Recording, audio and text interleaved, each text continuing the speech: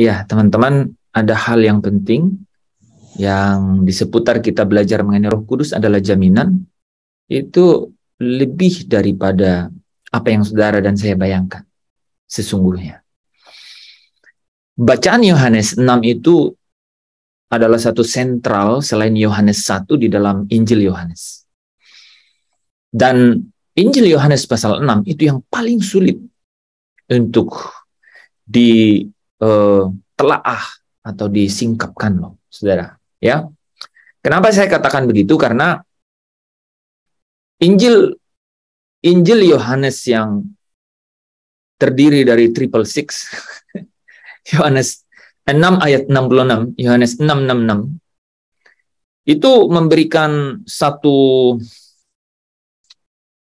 anti klimaks begitu ya di dalam kehidupan perjalanan murid ya. Teman-teman kalau pernah baca ayat ini itu ya pasti kita ingin cari tahu what's happened, apa yang terjadi sehingga banyak yang keluar dari Zoom misalnya, banyak yang keluar dari grup gitu ya. Apa yang terjadi? Tidak jauh-jauh di sekitar kita di dalam Injil itu tertulis ini, saudara. Mereka ini adalah orang-orang yang sudah ikut. Mereka melihat mujizat. Tetapi ada kata-kata mulai dari waktu itu. Apa katanya, saudara? Banyak murid-murid yang mengundurkan diri. Dan tidak lagi mengikut Yesus. Saudara pernah lihat ini? Jadi gampang hafalnya ya. Ya, jadi di dalam Injil ini ada angka menarik ya. Jadi jangan terlalu ingat yang 666 di Wahyu, tapi kalau ada orang yang datang ke saudara, tahu nggak 666? Saya bilang, tahu. Kamu baca Yohanes 6 ayat 66.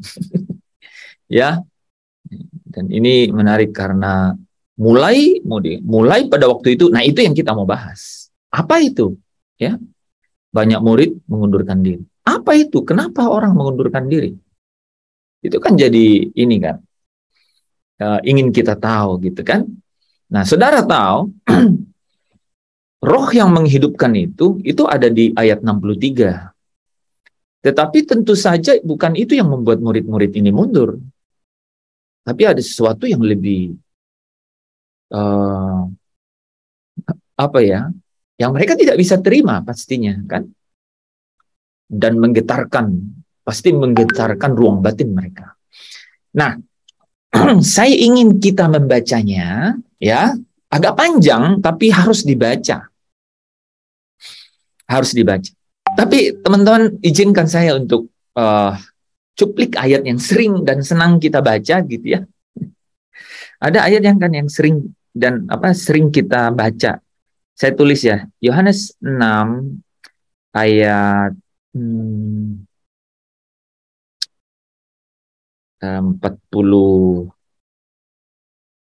dan Yohanes 6 ayat berapa?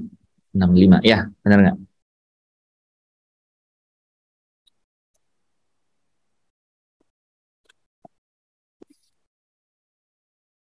Iya benar, 44.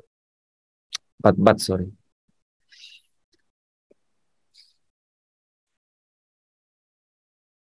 Iya. Jadi kita sering banget nih bahas ayat ini, tapi kok terus tadi malam kita coba untuk membahas hal yang Bu Esther tiba-tiba tanya kan, kenapa orang-orang itu meninggalkan kan? Nah, ini saudara ya, 44 itu tidak ada seorang pun yang datang kepadaku, kepada Yesus, jikalau ia tidak ditarik oleh Bapa yang mengutus aku, dan ia akan kubangkitkan pada akhir zaman. Jadi Bapa yang mengkondisikan, membuat satu keadaan sehingga orang itu datang kepada Yesus. Ayat 65. Kemudian Yesus berkata, sebab itu telah kukatakan kepadamu, tidak ada seorang pun dapat datang kepadaku, kepada Yesus, kalau Bapa tidak mengaruniakan kepadanya. Lanjut 66.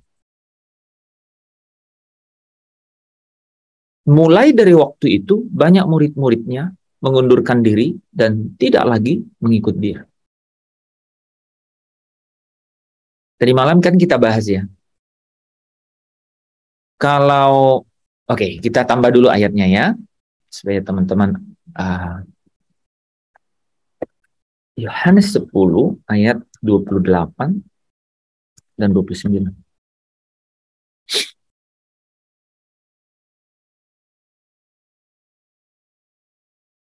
Ada yang mau baca?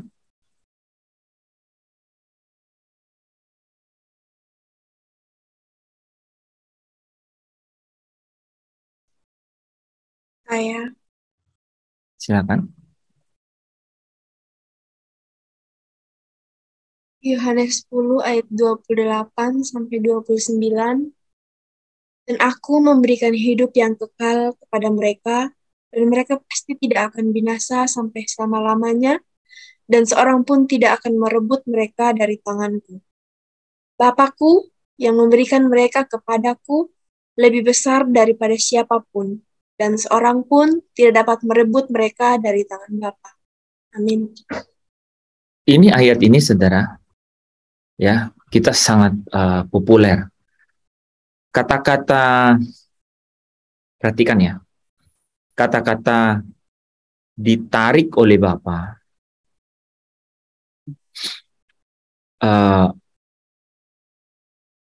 kalau Bapa tidak mengaruniakan kepadanya,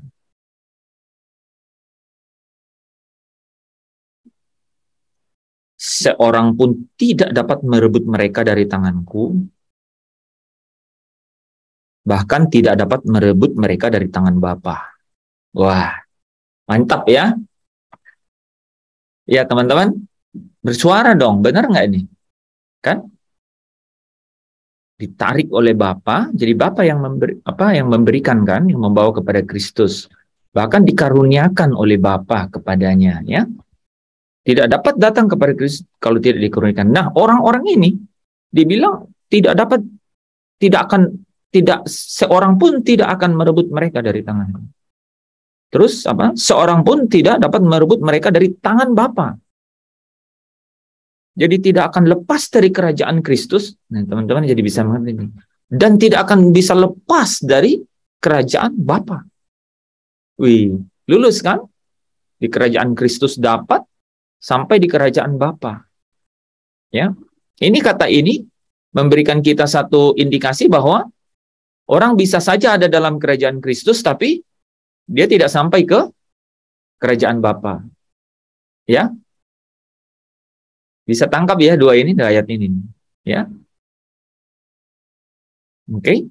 Tapi apa yang kira-kira bisa membuat mereka tidak sampai ke kerajaan Bapa, teman-teman? Murtad. Di dalam ayat ini aja dulu. Murtad iya, tapi di dalam ayat ini apa? Di dalam pembacaan kita nih, Yohanes 6, 4, 65, 66, 28, 10. Saya ulang ya. Saya ulang. Ya kan? Jadi kasih karunia itu untuk seluruh dunia. Ya kan? Demikianlah besarnya kasih Allah akan dunia. Ya, lihatlah darah anak domba Allah yang menebus dosa dunia. Tetapi kemudian di dalam kekekalan, ya, di dalam kekekalan Allah, ya, Allah Bapa, ya. Kemudian memberikan karunia kepada orang untuk datang kepada Kristus. Artinya Bapa lah yang menarik orang kepada Kristus. Oke, 65, 44. Setelah itu apa? Tidak ada dari mereka itu yang akan bisa direbut ya, dari tangan Kristus. Dan bukan hanya itu. Itu artinya di dalam kerajaan Kristus. Tidak ada juga yang dapat merebut mereka dari tangan Bapa. Itu artinya dalam kerajaan Bapa. Nah, pertanyaannya, apakah mungkin orang yang sudah dikaruniai oleh Bapa ini tidak sampai ke rumah Bapa atau ke kerajaan Bapa? Iya, bisa. Mereka Bisa. mengundurkan diri. Apa yang membuat mereka bisa? Eh, Karena sudah ditarik oleh Bapak. Ada jawabannya, ada di slide ini. Ya, Ya, Apa, karena Roh Kudus menghidupkan dia. apa yang membuat mereka yang dikaruniai oleh Bapa ini, ya, yaitu mereka yang ditarik oleh Bapa ke dalam kerajaan Kristus? mereka tidak sampai karena mengundurkan diri. Iya, begitu dong. Kan jawabannya kan ada di dalam slide ini, ya kan? Ya, murid-muridnya mengundurkan diri dan tidak mengikut dia lagi.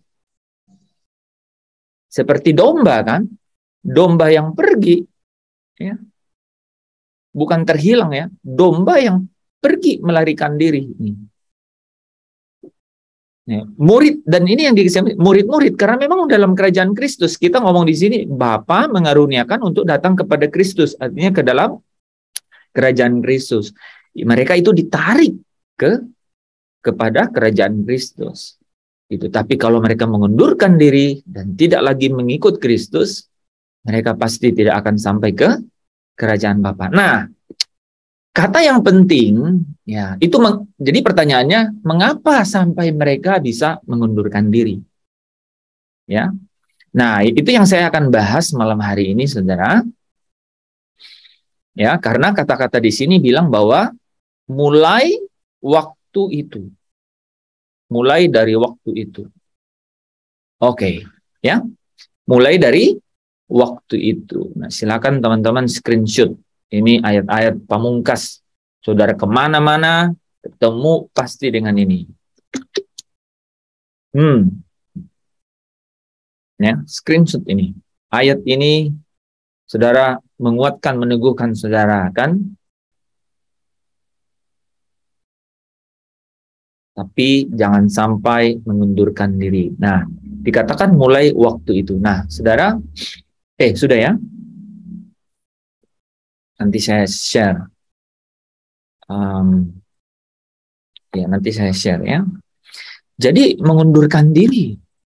Nah, apa itu? Cerita apa yang membuat mereka mengundurkan diri? Mari kita baca ya ayat-ayat yang memang tidak mudah untuk diterima, tapi itulah ya firman yang hidup sesungguhnya. Oke. Saya minta teman-teman bantu untuk baca ayat ini.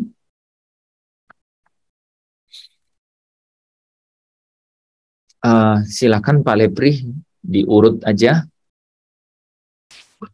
ya, dari Bu Esther ke Pak Daniel. Kurang besar dikit Pak Koen. Hah? Kurang besar dikit. Oke. Satu orang satu ayat ya? Iya Bu, iya. Oke. Kalau kurang besar, bentar ya. Mulai. Boleh mulai tadi. Nah, segini boleh lah. Sama.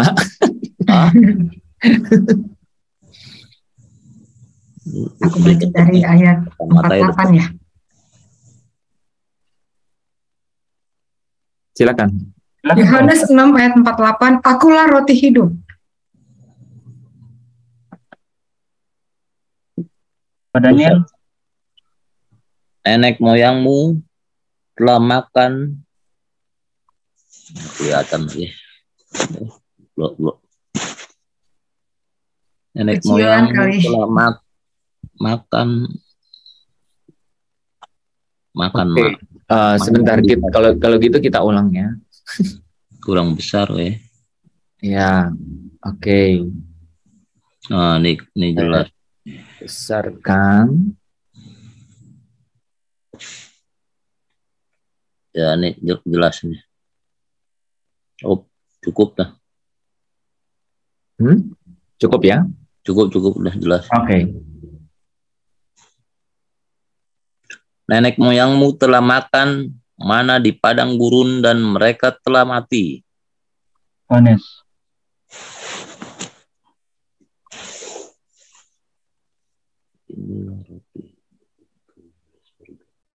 Akulah roti hidup. Inilah roti yang turun dari sorga. Barang siapa makan daripadanya, ia tidak akan mati. Amanda.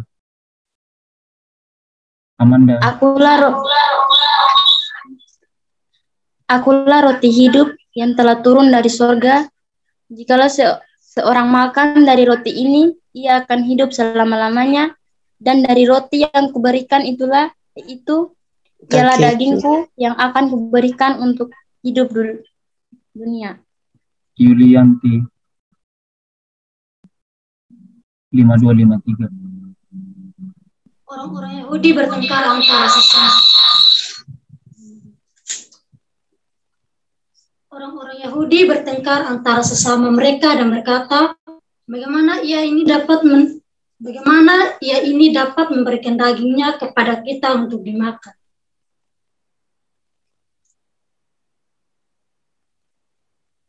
Yanti.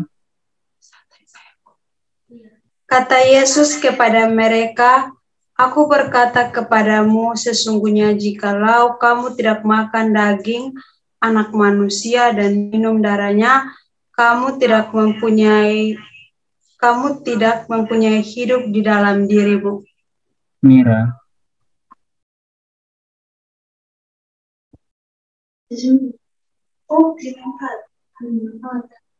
Barang siapa makan dagingku dan minum darahku, ia mempunyai hidup yang kekal, dan aku akan membangkitkan dia pada akhir zaman. Mina. Sebab dagingku adalah benar-benar makanan dan darahku adalah benar-benar minuman. Yandri. Rina 56. Barang siapa makan dagingku dan minum darahku, ia tinggal di dalam aku dan aku di dalam dia. Winnie 57. Kado 58. Sama seperti Bapa yang hidup mengutus aku dan aku hidup oleh Bapa, demikian juga barang siapa yang memakan aku akan hidup oleh aku. Inilah roti yang telah turun dari sorga, bukan roti seperti yang dimakan nenek moyangmu, dan mereka telah mati. Barang siapa makan roti ini, ia akan hidup selama-lamanya. Lisa.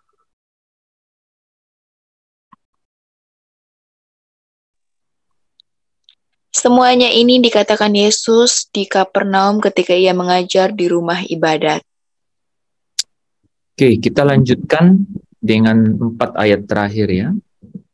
Andreas. Sesudah mendengar semuanya itu, banyak dari murid-murid Yesus yang berkata, perkataan ini keras, siapakah yang sanggup mendengarkannya? Dihabiskan Andreas sampai 63. Yesus yang di dalam hatinya tahu bahwa murid-muridnya bersungut-sungut tentang hal itu, berkata kepada mereka, adakah perkataan itu mengoncangkan imanmu? Dan bagaimanakah jikalau kamu melihat anak manusia naik ke tempat di mana ia sebelumnya berada? Rohlah yang memberi hidup, daging sama sekali tidak berguna. Perkataan-perkataan yang kukatakan kepadamu adalah roh dan hidup. Amin. Amin. Teman-teman, kalau simpulkan pembacaan kita dari atas itu bisa disimpulkan dengan kalimat terakhir ini nih. Perkataan-perkataan yang kukatakan kepadamu adalah roh dan hidup. Ya, nah, tadi murid-murid itu mengundurkan diri ya. Kenapa mereka mengundurkan diri? Ayo, Pak Tadus. Karena menganggap firman itu keras. Perkataannya keras. Dan Sebelum itu, Pak, mereka tidak dapat menahannya, menerimanya. jadi mereka mundur. Mereka mundur karena apa? Sebelum perkataan ini keras itu apa? Ada yang menarik nih, Pak, tadi. Teman-teman ada yang menemukan? Jadi rupanya ada iman yang goncang loh, ya teman-teman. Ya. Jadi orang yang mengundurkan diri itu adalah orang yang imannya goncang. Nah, kenapa goncang? Karena perkataan itu keras. Nah, ini dari sini aja kita belajar sesuatu ya. Bahwa ya kita udah belajar iman itu harus terpelihara, iman itu sempurna, iman itu tidak boleh iman yang menyimpang ya, menyimpang imannya ya. Terus ada iman yang kandas, ada iman yang goncang ya. Oke. Nah, ini karena apa? Dikatakan, ini perkataan ini keras. Siapa sanggup mendengarkannya? Teman-teman, ya. Ini memang kalau teman-teman baca ya ayat-ayat ini, tidak mungkin dapat dimengerti secara harafiah. Kalimat yang paling sulit dimengerti di sini yang dibaca Minarti. Barang siapa makan dagingku dan minum darahku, ia tinggal di dalam aku dan aku tinggal di dalam dia. Bukan, yang Minarti baca tadi ini. Ya. Siapa yang baca? Barang siapa makan dagingku hidup. Bukan ini. Sebab dagingku adalah benar-benar makanan dan darahku adalah benar-benar minuman. Ya kan? Ya, teman-teman bisa perhatiin itu ya. Sebab dagingku adalah benar-benar makanan dan darahku adalah benar-benar minuman. Jadi benar-benar makanan dan benar-benar minuman. Bukan tanda loh, bukan. Ya. Bukan tanda, ya. Enggak ada satupun dalam Alkitab bilang itu tanda, enggak. Kan? Benar-benar, bahkan ditulis di sini benar-benar. Ya. Ya. Itu yang saya ingin kita ya karena roh yang sama bekerja di antara kita, ya. Saudara, kalau saudara mengerti ini pasti memiliki dan kemudian bisa menikmati satu dimensi yang lain dari hidup di dalam kerajaan Kristus, ya. Karena ini tidak dapat dimengerti dengan akal pikiran. Nah, saudara, ya, karena kata-katanya berkata dagingku adalah makanan, darahku adalah minuman. Nah, semua perkataan-perkataan yang dimaksudkan oleh murid-murid yang goncang imannya karena perkataan ini keras, itu adalah kata Yesus. Inilah yang disebut roh dan hidup. Ini yang disebut roh dan hidup. Ya, ini yang disebut roh dan hidup. Nah, ini yang kita mau sama-sama pelajari, ya, bahwa rohlah yang memberi hidup. Rohlah yang memberi hidup. Nah, ya, sampai-sampai saudara, ayat ini itu menjadi referensi untuk salah satu sakramen, ya, di dalam liturgi gereja-gereja, ya, apapun gerejanya, ya, punya cara masing-masing gitu ya. Tapi esensinya tentu sama, ya. Bahwa Yesus berkata, kalau makan dagingku, saya ulang, dagingku benar-benar makanan dan darahku benar-benar minuman. Ya, wah, saudara, kalau saya ngomong begini ada yang geli lah, ya pasti ya. Dulu saya pertama kali dengar tuh geli lah. Gimana caranya? Ya. Ya, kita kan bukan apa yang orang makan orang. Kanibal Pak Hens. Kanibal kan, kita kan bukan kanibal. Gitu. Kan? Nah ya, dan statement selanjutnya dia kata, yang makan dagingku dan minum darahku, itu aku dalam dia, dia dalam aku. Jadi saudara kalau bicara aku dalam dia, dia dalam aku, itu harus makan dagingnya dan minum darahnya. Oke? Nah, yang menarik saudara adalah langsung dibandingkan dengan apa yang terjadi ya dengan keadaan waktu Musa diberi manna gitu ya, dikatakan ini bukan roti ya seperti yang dimakan nenek moyangmu, dan mereka telah mati ya, dan mereka telah mati. Nah, berhubungan dengan itu kemudian Yesus mengatakan bahwa roti yang kuberikan ini adalah roti yang turun dari surga. Barang siapa makan daripadanya, ia tidak akan mati. Wah, ya, oke. Itu penting sekali, saudara. Di dalam kita mengikut Kristus, ya, kebenaran ini itu harus mengambil satu dimensi yang spesial, khusus. Ya, di dalam perjalanan iman kita. Saya ulang, perjalanan iman. Karena firman ini tuh menggoncang iman murid. Banyak dari murid, dibilang banyak dari murid yang tergoncang imannya ya. Memang Yesus katakan, Yesus yang berkata, apakah ini membuat imanmu goncang? Jadi Yesus tahu bahwa iman mereka goncang sehingga mereka mundur. Perkataan itu keras. Gitu. Wah, saudara, ini tidak bisa dimengerti ya hanya dengan logos, saudara, nggak bisa ya. Saudara bisa mengujinya ya dengan beberapa ayat yang saya sampaikan tadi. Pertama ya, dagingku adalah benar-benar makanan, darahku adalah benar-benar minuman. Itu tidak bisa diterima ya. Karena apa? Dia katakan barang siapa yang makan dagingku dan minum darahku, aku di dalam dia dan dia di dalam aku. Waduh. Kalau kita mau di dalam Kristus, Kristus dalam kita, kita harus dong. Ya kan gitu. Yang ketiga, yang makan roti ini katanya, dia tidak akan mati.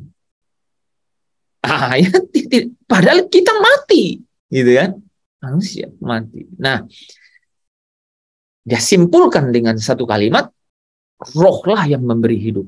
Jadi langsung. Nah, makanya saya kasih background ini, saudara. Setiap kali saya membawakan ini, Roh Kudus menghidupkan. Ya, rohlah yang memberi hidup. Dia sambung perkataan-perkataan yang tadi itu, dagingku adalah makanan, darahku adalah minuman.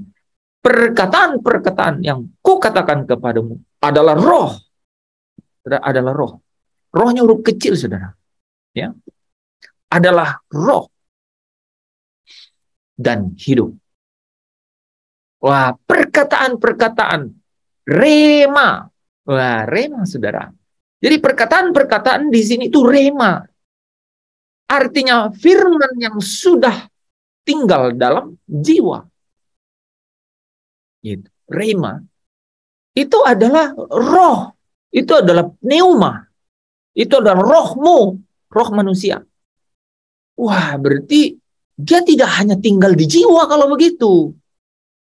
Berarti perkataan-perkataan ini merasuk sampai ke dalam roh.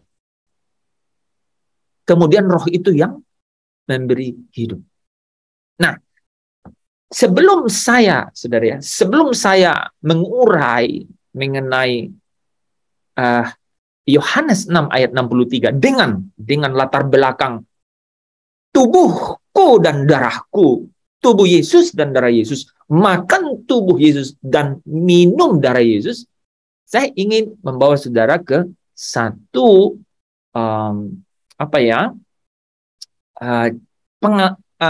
latar belakang, saudara ya. Latar belakang. Ketika Adam ya jatuh ke dalam dosa dan kemudian dia menerima yang namanya konsekuensi dari itu, yang dikatakan mereka ini itu mati, saudara. Ya, nah mari kita lihat latar belakang itu, ya. Mati di sini, ya, seperti kan nenek moyangmu telah makan roti itu dan telah mati, Nah, mati itu di situ apa, saudara? Ya, saya sekalian menjawab pertanyaan Pak Tadus kemarin, ya. Oke, mari kita sama-sama, teman-teman, kira-kira mati, ya, di dalam Kejadian 3 ayat 3 dan 4 itu kira-kira menurut saudara apa kira-kira artinya? Nih ayatnya. Tetapi tentang buah pohon yang ada di tengah-tengah taman, Allah berfirman, jangan kamu makan ataupun rabah buah itu. Nanti kamu mati. Tetapi ular itu berkata kepada perempuan itu, sekali-kali kamu tidak akan mati. Nah, mati di sini apa kira-kira? Mati secara roh.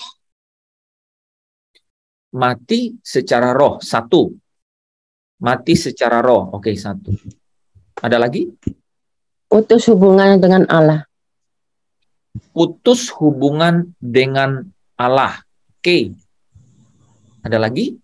Mati sementara. Mati sementara. Nanti hidup lagi. Maksudnya Pak Daniel? Maksud saya tuh mati secara. Sorry. Jadi kayak semacam sementara gitu, apa ya? Nanti mati imannya mati. Oke. Imannya mati. Jadi artinya ini ya. Imannya mati. Oke, saya. Jadi yang pertama tadi kan mati rohnya, ya, terpisah dari Allah. Mati imannya, ya, masih masuk kategori di sini nih, ya. Apalagi, saudara? Mati apanya? Tapi enggak, tapi mati yang iman yang Pak Daniel sebutkan ini sebenarnya beda sama mati roh. Ayo, yang paling gampang dong. Nanti kamu mati.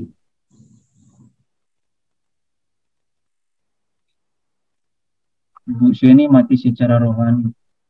Oke, ya, jadi ada mati secara rohani. Itu masih sama nih, masih satu ini masih satu jawaban ini.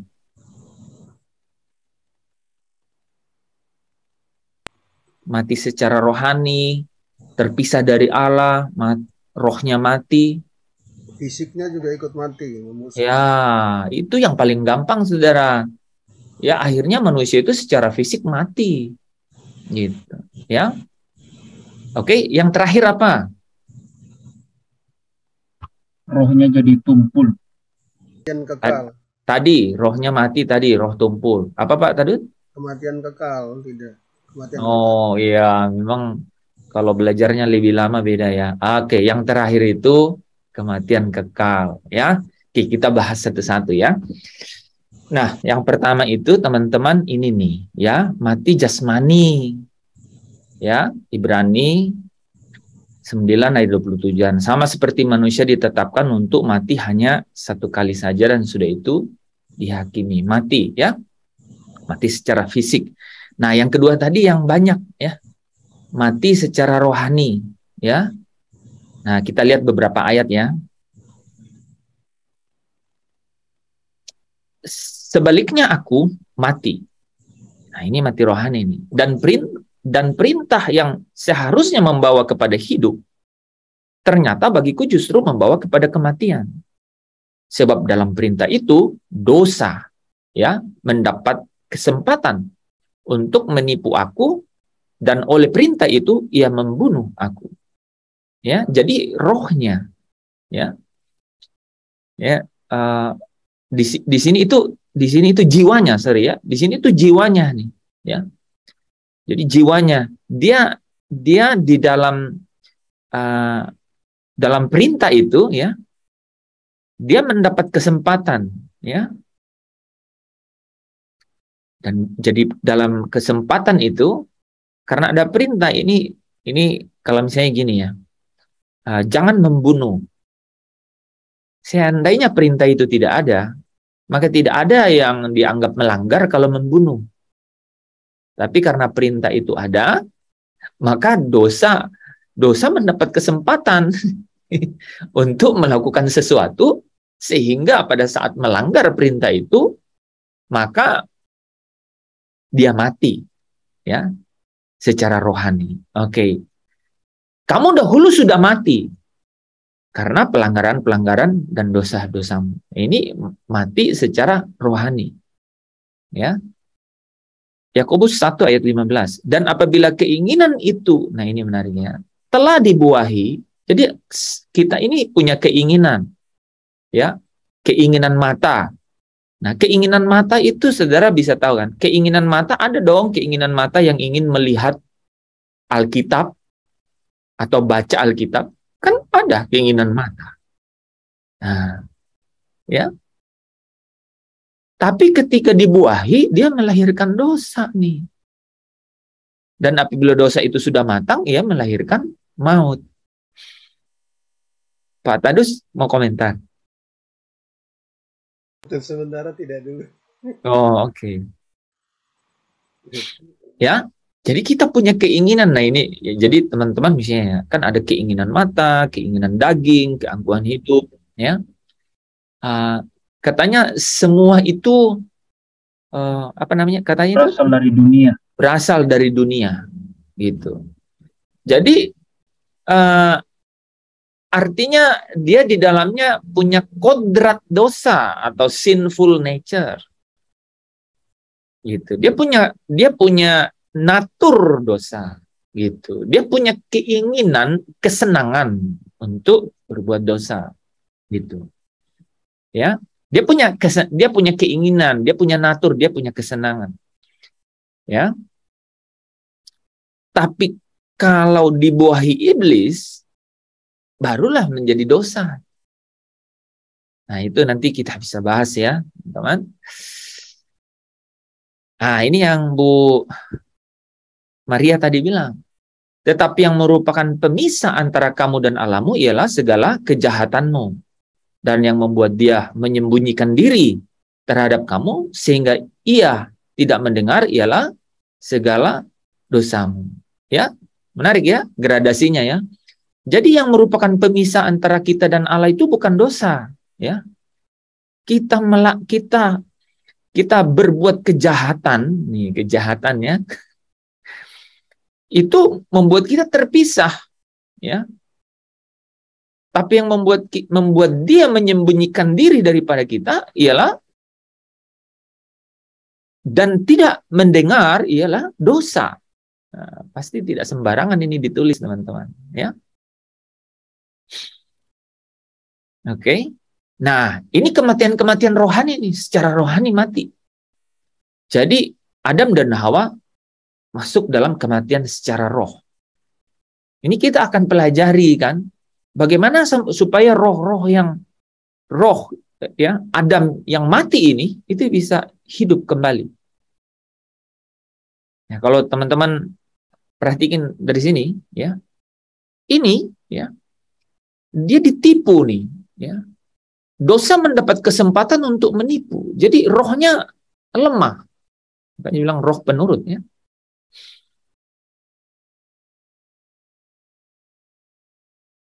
Di dalam pelanggaran-pelanggaran dan dosa, kelihatan bahwa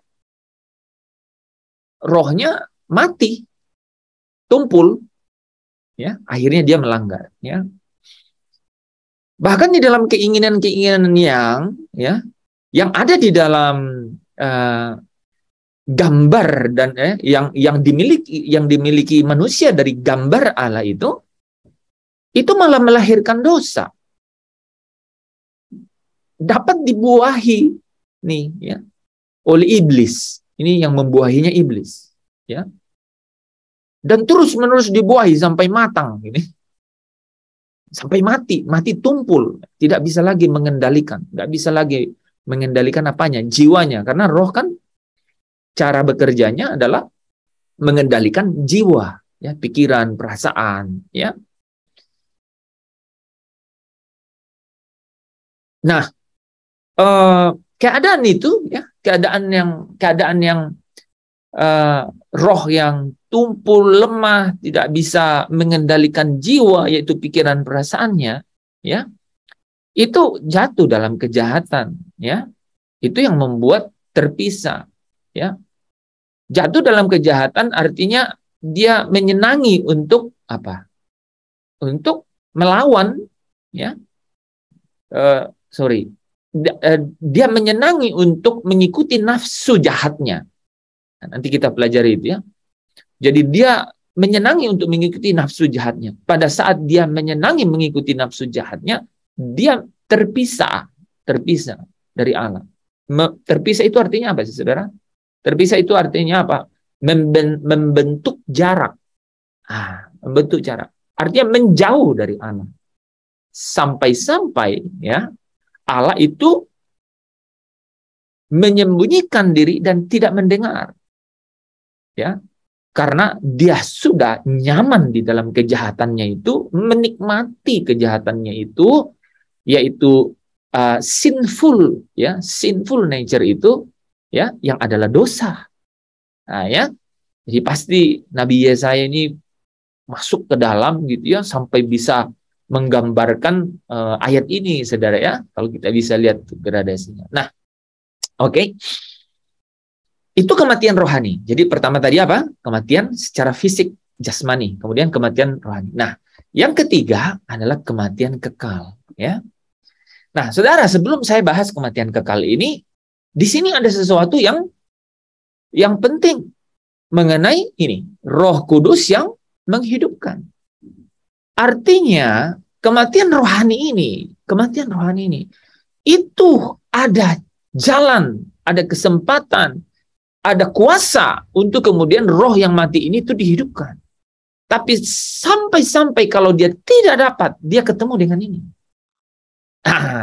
Saudara, kalau tadi ini, ya, ini bagus di stop di sini, ya.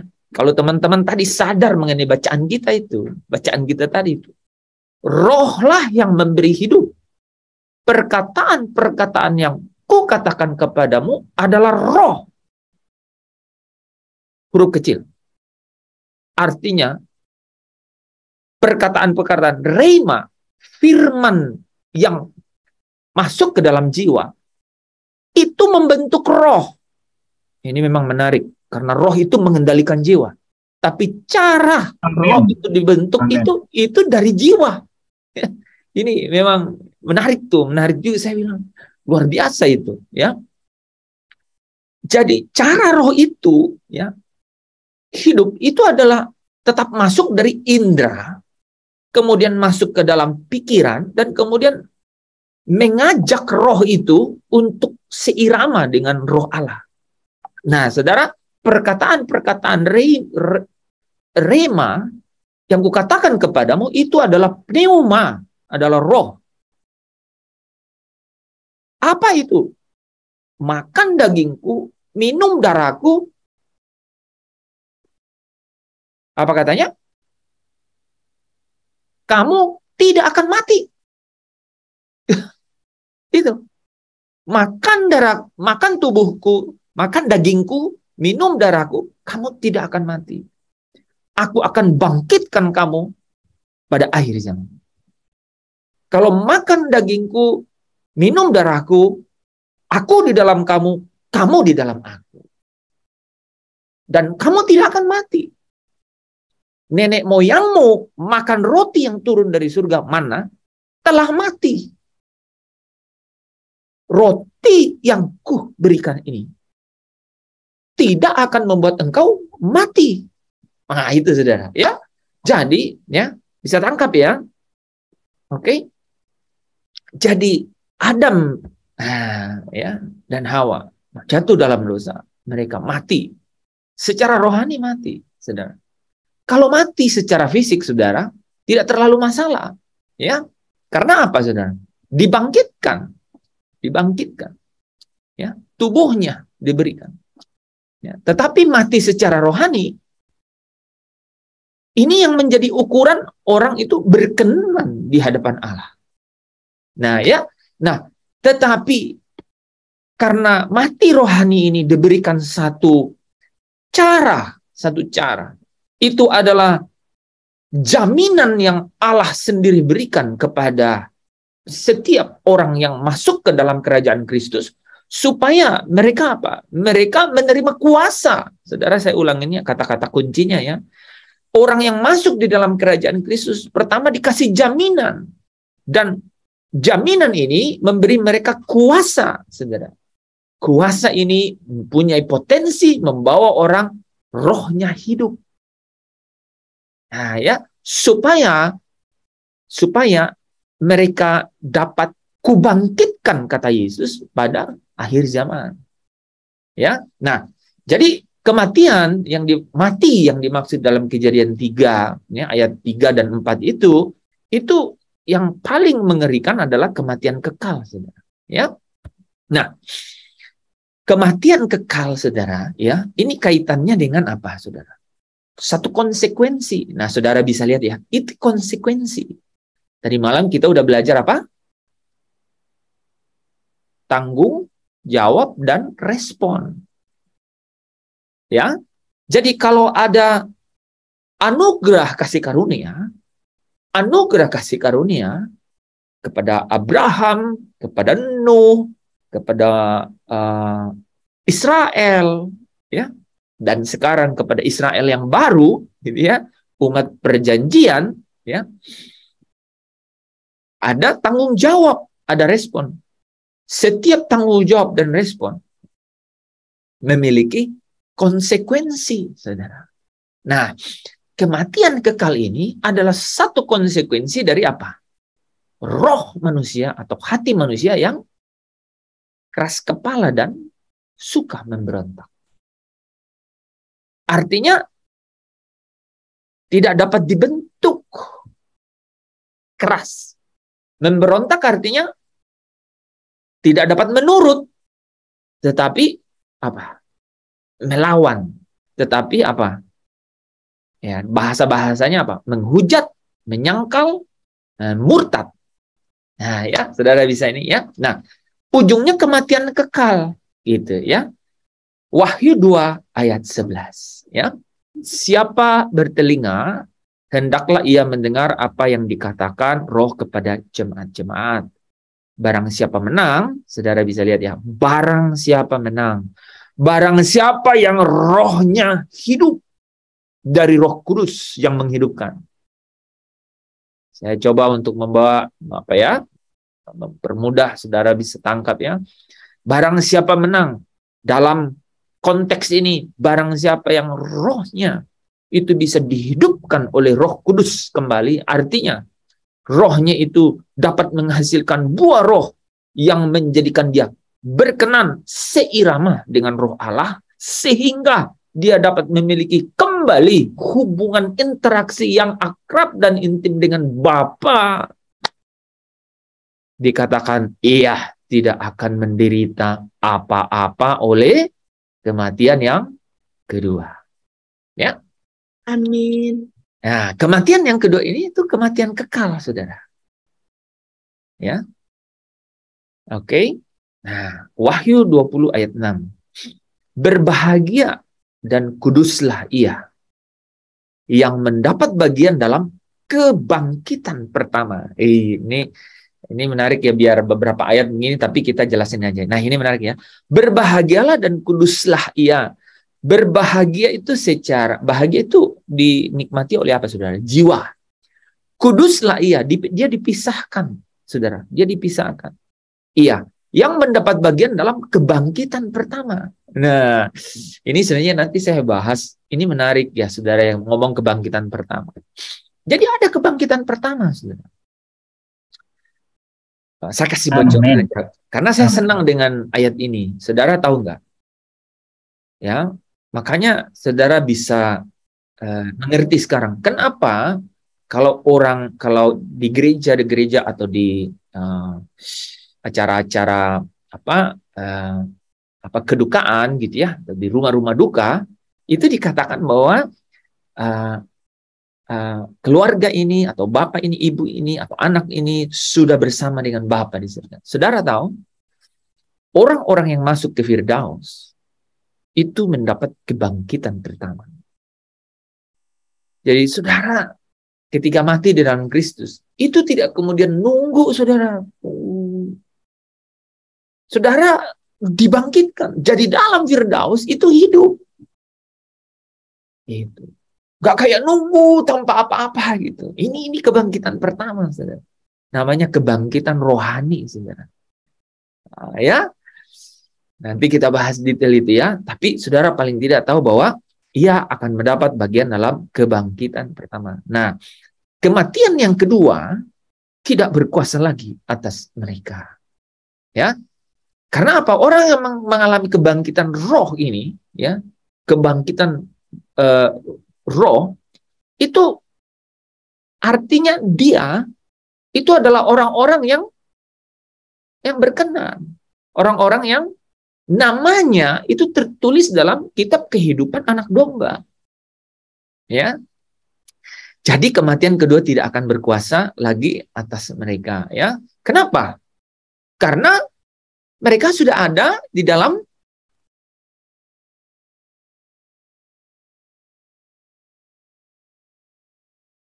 apa? Firdaus. Enggak kan? Oke, tadi di Firdaus kebangkitan pertama. Tapi kenapa mereka tidak mengalami kematian yang kedua? Karena mereka udah ada di dalam Yerusalem baru. New Jerusalem. Orang-orang yang ikut dalam pesta perkawinan itu masuk ke dalam Yerusalem baru. Sementara Yerusalem baru berpesta, Bapa melakukan penghakiman terakhir. Penghakiman terakhir yang membawa orang kepada kematian yang kedua, yaitu kematian selama-lamanya. Ya. Tetapi mereka akan mereka tidak akan kematian kedua tidak akan berkuasa lagi atas mereka. Nah, tetapi apa katanya? Mereka akan menjadi imam-imam Allah dan Kristus.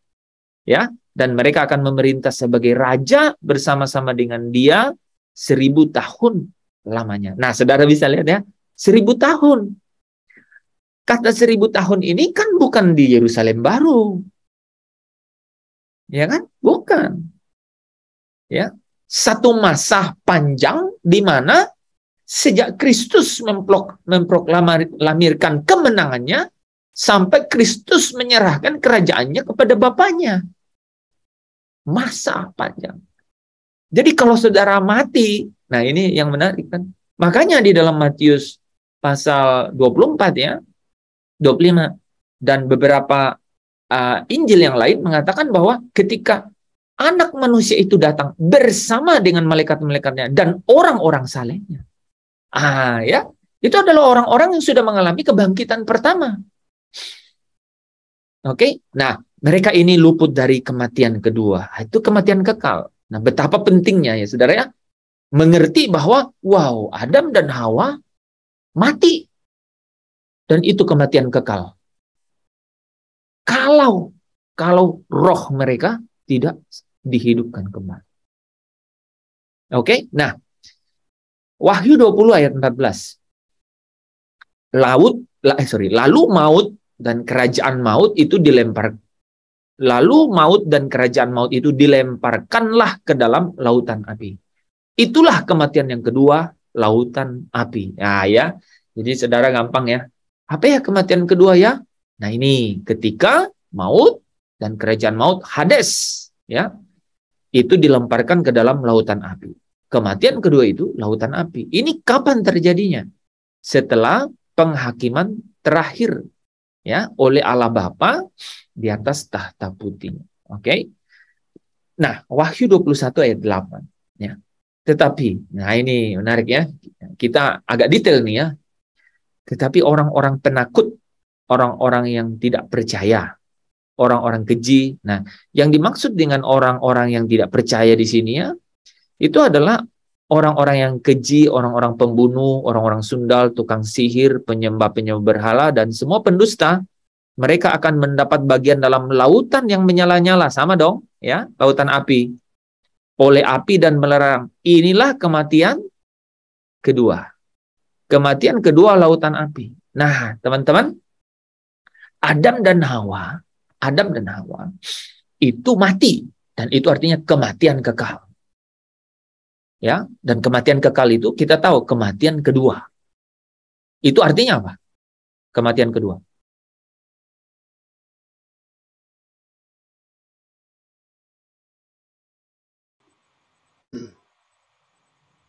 Terpisah dengan Allah selama-lamanya. Apa artinya kematian kedua?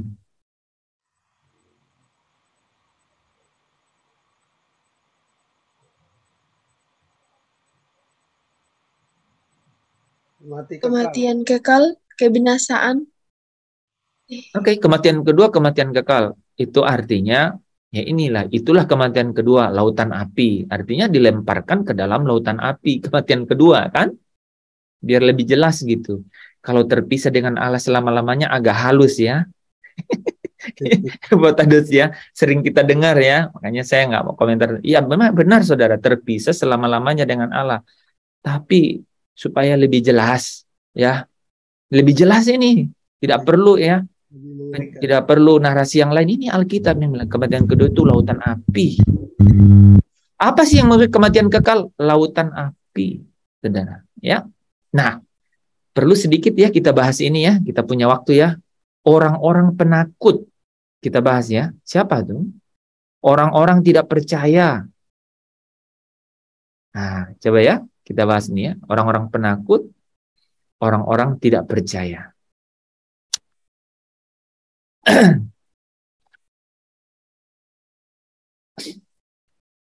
Para penakut ya, ialah mereka yang lebih takut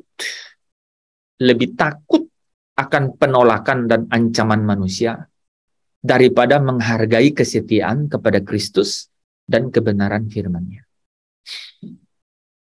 Ini penakut yang dimaksud. Lebih takut ditolak dan diancam manusia.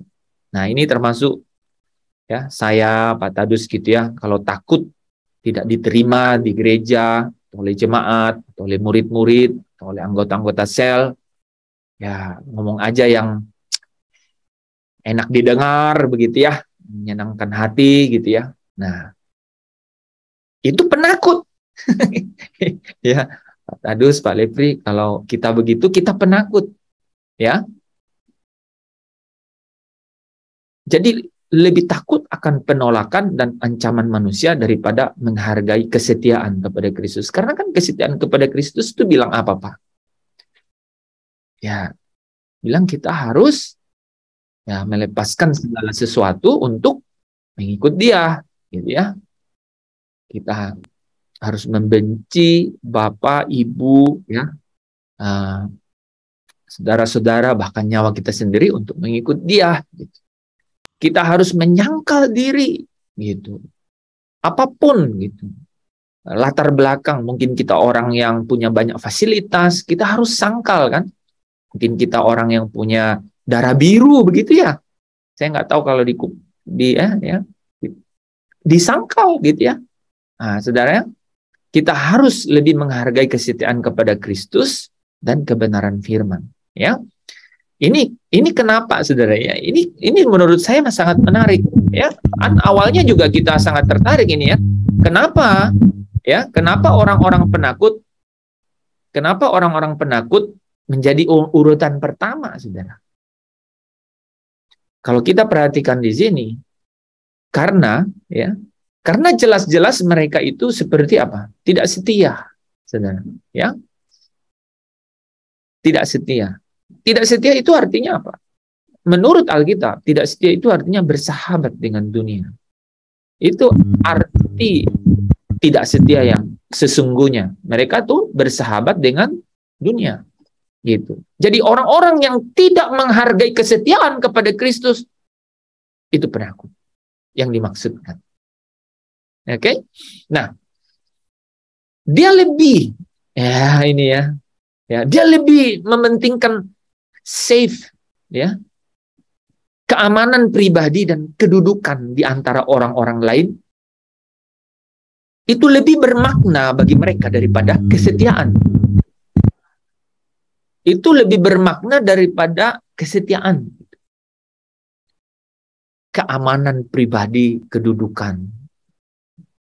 Nah, ini boleh ya, saudara, kalau bisa ada, Pak Tadus tahu nggak contohnya ini kira-kira?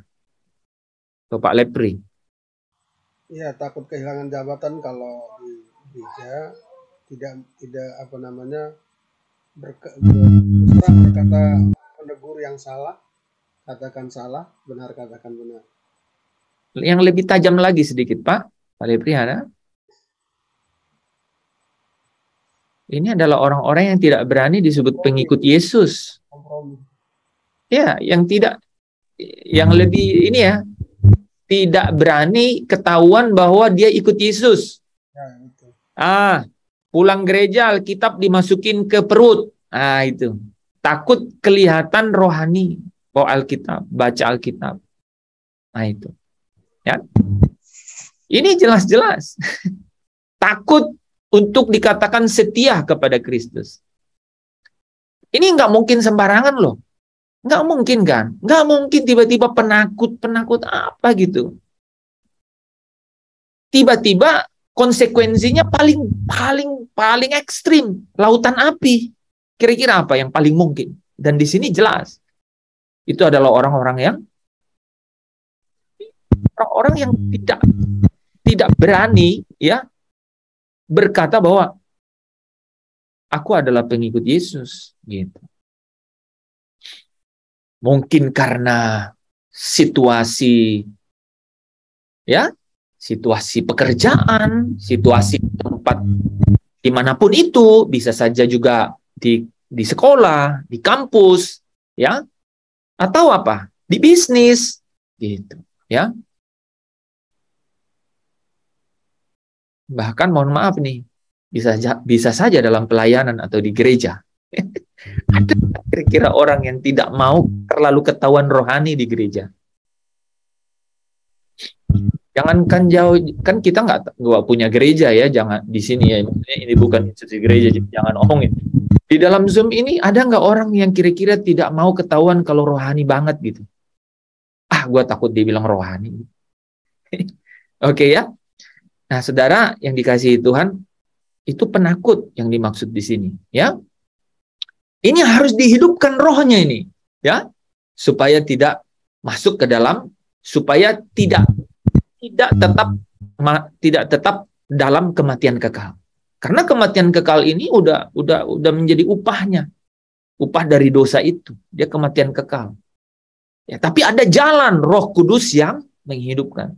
Nah, ini juga menarik kan? Kita jadi bisa kaitkan nih, bagaimana penakut bisa dihidupkan rohnya oleh Roh Kudus. Karena apa? Wah, ini kan target paling pertama dong ya, Pak Tadus, Pak Lepri ya. Kenapa? Karena penakut yang jadi korban pertama masuk ke kematian kekal, lautan api. Nah, ini kan firman katakan begini. Jadi kita bisa lihat, strateginya adalah rohnya yang harus dihidupkan itu adalah orang-orang yang kaitannya dengan tidak setia gitu. Nah, ini coba teman-teman, ini menarik karena tiba-tiba nih muncul nih ya. Roh saya ya muncul dalam roh saya berkata begitu. Jadi kan roh kita harus hidup seolah-olah umum begitu. Nah, ini rupanya di sini bisa dikaitkan kematian kekal. Kematian kedua itu kaitannya langsung dengan penakut. Dan penakut ini kaitannya dengan ketidaksetiaan, saudara ya, kepada Kristus, ya. Oke.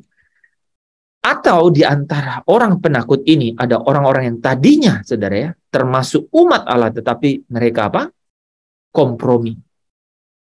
Ya, berhenti berperang sehingga tidak menang. Ya. Mereka bukan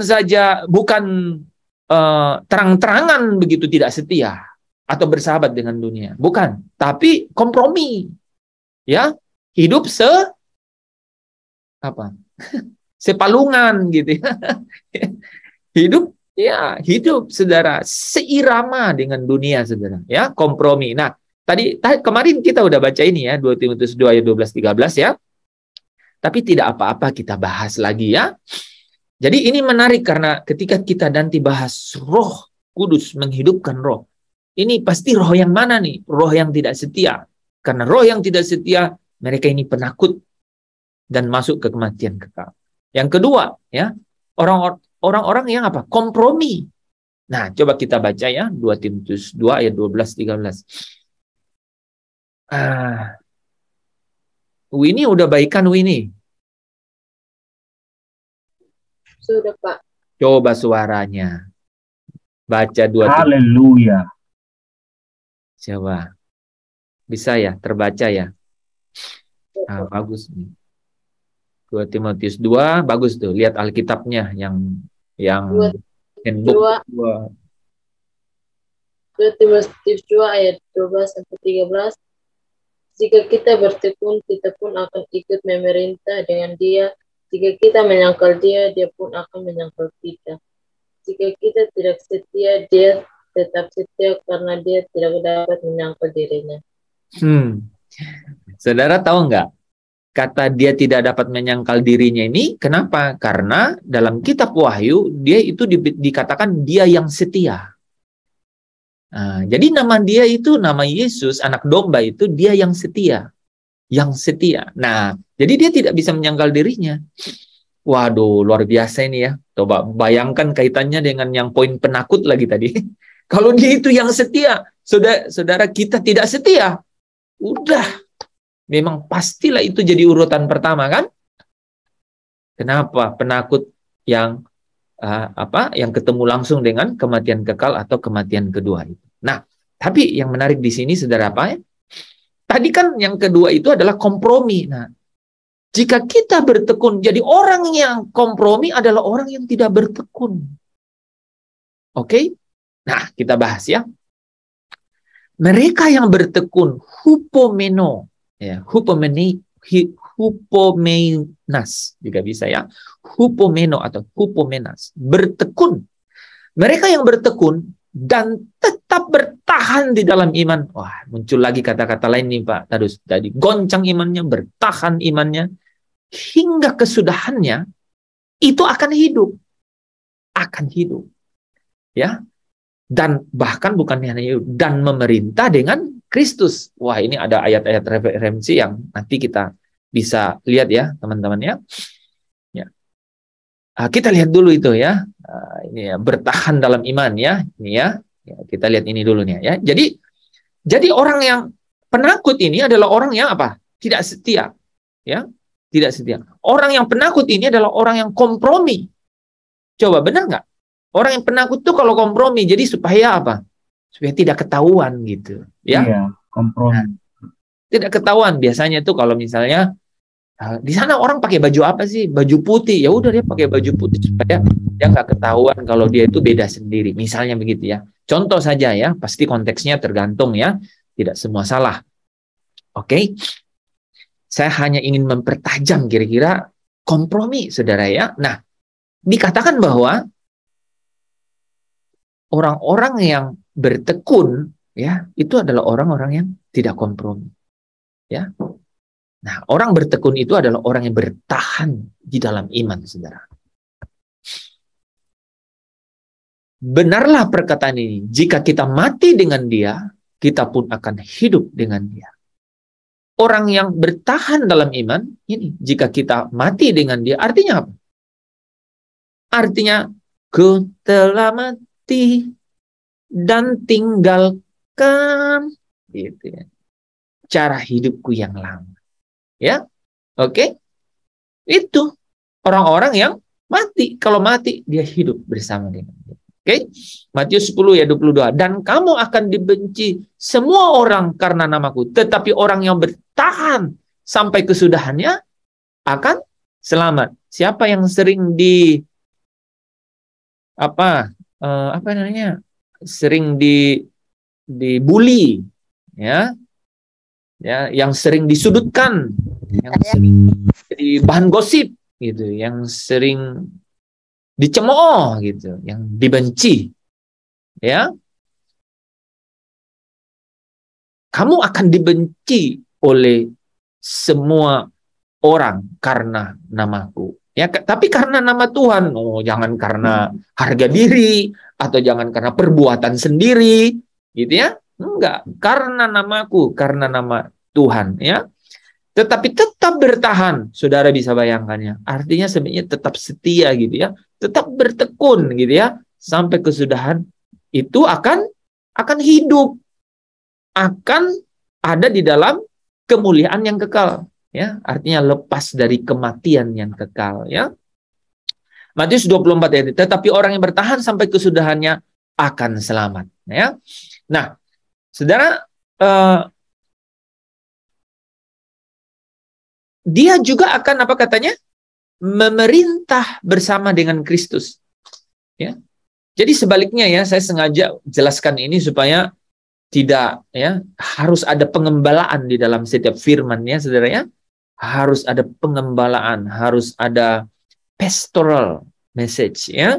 Nah ya, bahwa kematian kekal ini dibaliknya adalah ada kemuliaan yang kekal gitu ya. Ada kehidupan di dalam kemuliaan Bapa gitu ya.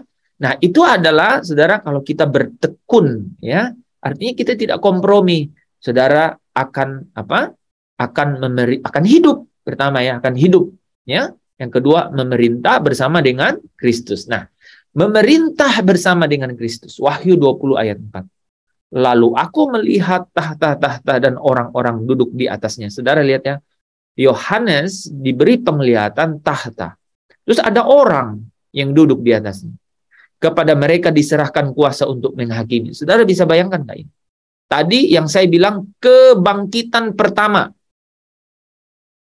Kebangkitan pertama. Saudara bisa bayangkan? Ini kan kalau tidak ngerti kebangkitan pertama, nggak bisa jelasin ini. Ini siapa nih orang-orang ini?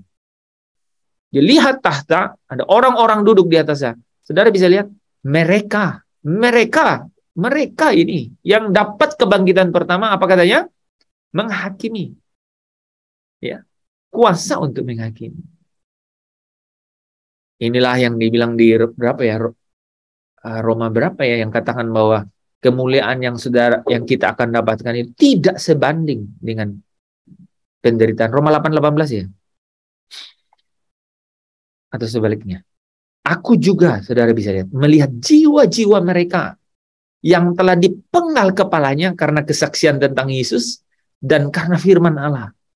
Yang tidak menyembah. Nah, ini koma dulu di sini ya. Saudara bisa lihat ya, jiwa-jiwa mereka yang dipenggal kepalanya karena kesaksian tentang Yesus, ya, dan oleh karena firman Allah.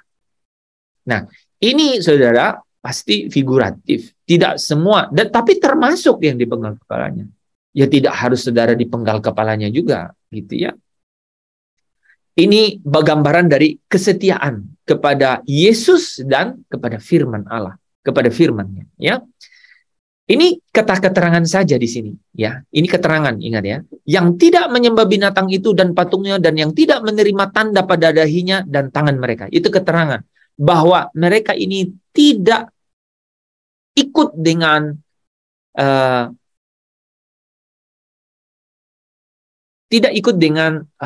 antikris dan nabi palsu.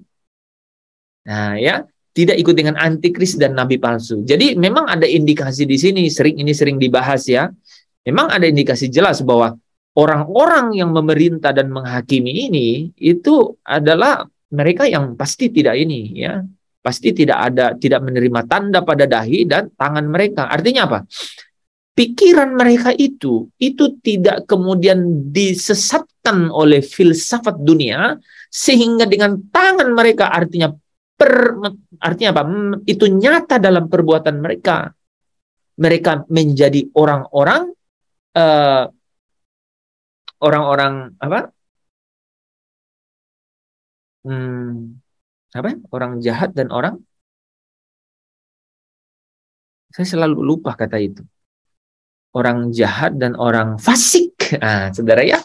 Jadi tanda pada dahi itu adalah filsafat-filsafat dunia yang tadi diajarkan oleh nabi palsu. Oke, dengan apa? Dengan sistematika ya terstruktur oleh antikris itu di dalam semua bidang kehidupan gitu ya. Yang kemudian apa? Filsafat atau pandangan ini itu yang nyata dalam perbuatannya, itu tanda di tangannya. Ya, itu tanda di tangan mereka. Nah, ini mereka ini menjadi orang fasik itu, Saudara. Ya. Oke. Nah, dan mereka hidup kembali. Siapa itu? Ini ya, Saudara ya. Mereka yang diserahkan kuasa untuk menghakimi, mereka hidup kembali dan memerintah sebagai raja bersama-sama dengan Kristus lagi-lagi untuk masa 1000 tahun. Ini masa, Saudara, di dalam kerajaan Kristus, ya, di mana Kristus sebagai raja, ya.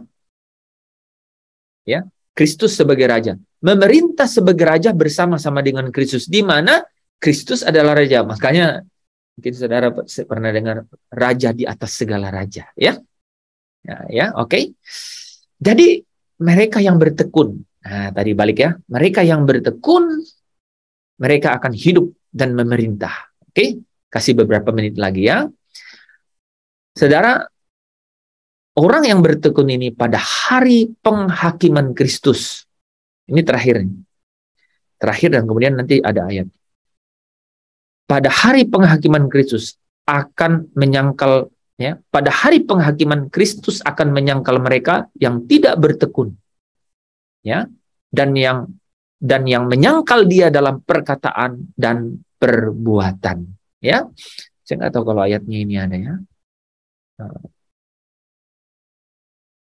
Tidak ada ya. Jadi ada orang-orang yang menyangkal. Kalau itu jelas-jelas kan, ya, orang-orang yang menyangkal. Nah, ini slide terakhir, teman-teman ya. Terakhir dari bukan terakhir dari terakhir, ada mungkin 2-3 slide, tapi bagus saya selesaikan ya, kematian kekal nih ya. Yang kedua adalah orang-orang yang tidak percaya tadi ya, yang masuk dalam kematian kekal itu ya. Ini meliputi mereka yang dulu percaya pada Kristus tetapi dikalahkan oleh berbagai dosa, kodrat dosa ya, seperti yang tercantum di dalam ayat itu. Saudara bisa tuh baca ya. Ada apa, penyembah berhala gitu ya. Ya. Ya, beberapa yang disebutkan di situ kan. Jadi sebenarnya golongan di situ hanya dua tuh, penakut dan yang tidak percaya. Ya, mengaku Kristus dan kemudian mempraktekkan kejahatan adalah kebencian bagi Allah, ya. Nah, Saudara, banyak gereja di zaman sekarang ya, ini kesimpulan ya, memberitakan bahwa adalah mungkin bagi seseorang untuk menjadi anak Allah yang sejati dan sekaligus seorang yang amoral, pendusta, pezina, homoseksual, atau pembunuh. Ya, seolah-olah anak Allah itu sudah jadi materai atau stempel, sehingga boleh mungkin saja mereka hidup dalam keadaan begini. Nah, orang semacam itu sebenarnya, Saudara, menyangkal firman Allah yang sudah jelas. Ya, firman Allah. Nah, ini kita bahas, kita baca ya 3 ayat, Saudara. Ya 3 bagian Alkitab. Ini Saudara juga catat, ini penting. Ya, 3 bagian Alkitab. Ya, Saudara perhatiin ya. 3 bagian Alkitab. Nanti bisa ditanya nih ya, teman-teman di sel group, 3 bagian Alkitab. Siapa-siapa sih yang tidak mendapat bagian dalam kerajaan Allah? Nah, ya. 1 Korintus 6 ayat 9 dan 10. Artinya tidak mendapat bagian itu artinya kematian kekal. Artinya rohnya itu tidak dihidupkan oleh Roh Kudus, ya. Atau tidak tahukah kamu bahwa orang-orang yang tidak adil tidak akan mendapat bagian dalam kerajaan Allah? Janganlah sesat, orang cabul, penyembah berhala, orang berzina, banci, orang pemburit, pencuri, orang kikir, pemabuk, penfitnah, dan penipu tidak akan mendapat bagian dalam kerajaan Allah. Bagian Alkitab yang kedua, perbuatan daging telah nyata, yaitu percabulan, kecemaran, hawa nafsu, penyembahan berhala, sihir, perseteruan, perselisihan, iri hati, amarah, kepentingan diri sendiri, percederaan, roh pemecah, kedengkian, kemabukan, pesta pora, dan sebagainya.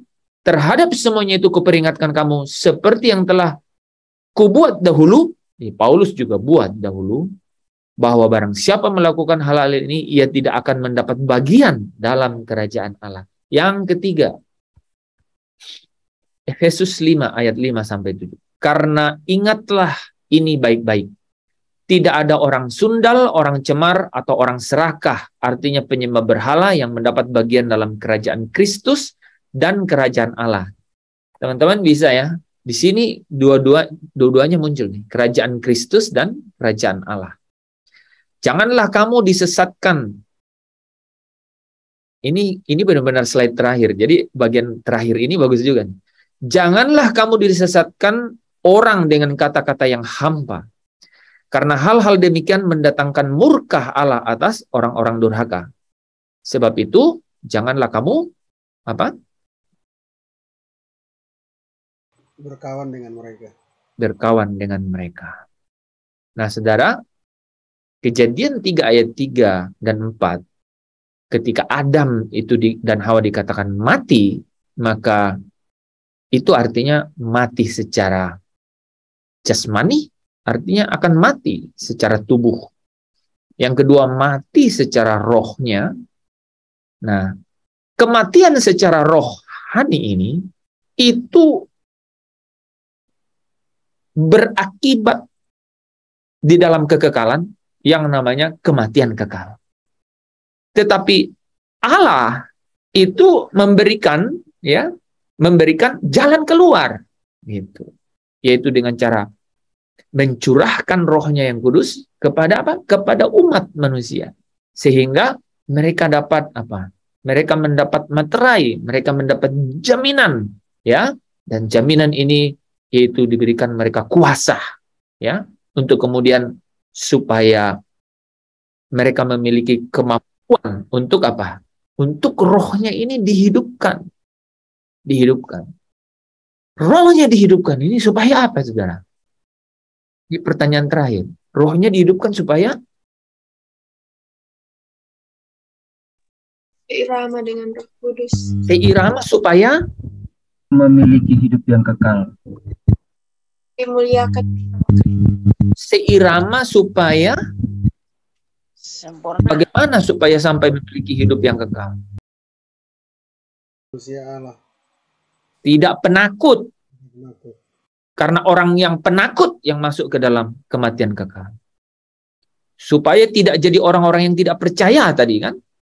Supaya tidak masuk ke dalam kematian yang kekal, kematian kedua. Jadi menarik tuh. Kalau ditarik dari situ ya. Nah, penakut, saudara, itu kaitannya dengan apa? Satu apa? Tidak setia, ya. Dia tidak setia. Ini penakut, artinya tidak setia terhadap kepada Kristus. Ya. Takut ketahuan bahwa dia adalah pengikut Kristus. Satu. Yang kedua, dia kompromi dengan dunia. Kembali dia tidak setia. Itu yang kenapa disebut orang penakut yang masuk ke dalam kerajaan ke dalam lautan api. Ya, secara jelas ya.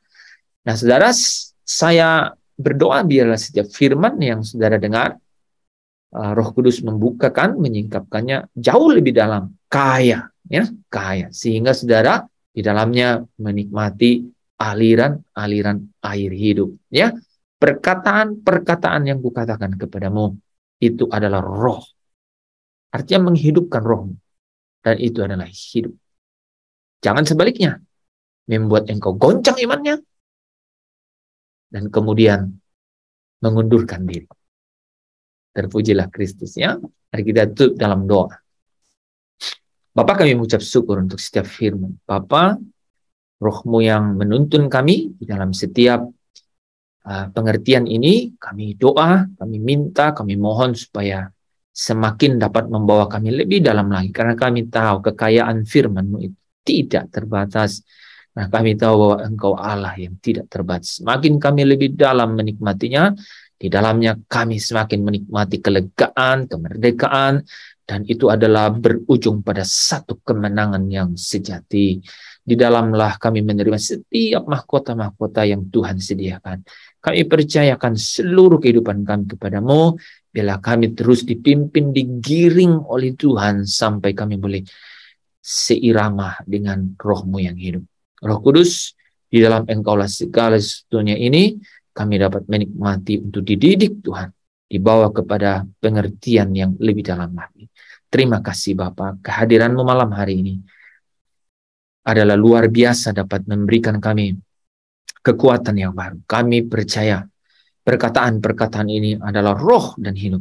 Setiap kami yang terbelenggu di dalam rohnya, malam hari ini dengan setiap firman ini, kami terlepas dalam nama Yesus. Kami merdeka dalam nama Yesus. Kami dibebaskan dalam nama Yesus.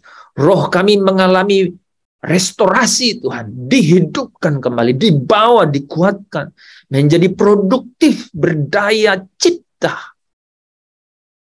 sehingga mengendalikan jiwa kami dan pikiran perasaan kami, berkata kepada tubuh kami yang sakit lemah, sembuh dalam nama Yesus.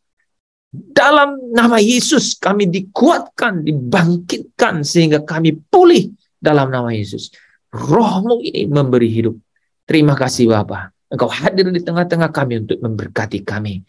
Allah memberkati engkau seumur hidupmu, sepanjang hidupmu, sampai engkau sampai di tanah air surgawi. Bahkan di dalam seluruh kehidupanmu, Allah turut bekerja mendatangkan kebaikan. Segala sesuatu untuk membuat engkau menjadi serupa dengan Putra Tunggalnya, Kristus Yesus, Tuhan Penebus Juru Selamatmu. Allah memberkati engkau dan keluargamu dan seluruh keluarga besar, orang tuamu, anakmu.